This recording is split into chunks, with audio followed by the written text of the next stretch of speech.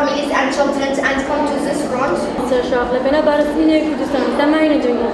We are here to defend our country and fight the enemies. I hope you win. Thank you. Welcome. Victory to Kurdistan. Victory to Kurdistan.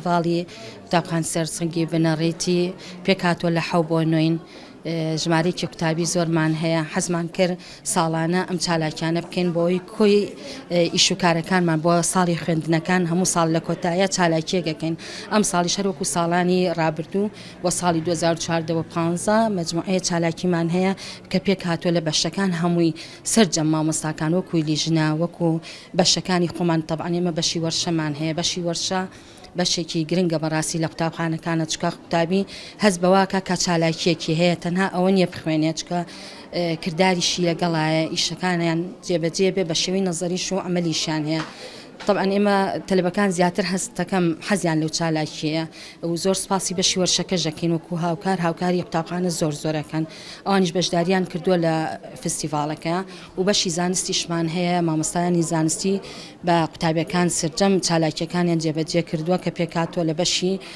جیۆلۆجیە زیندەوەرزانی کیمیای فیزیای هەمویان بە بەشی جاجا کردویانە و طبعا بەشی هونەریشمان هەیە ئسکەژاڵ ساڵانە بڵێن بەشداری کردووە لە هەموو چالاکیەکانە و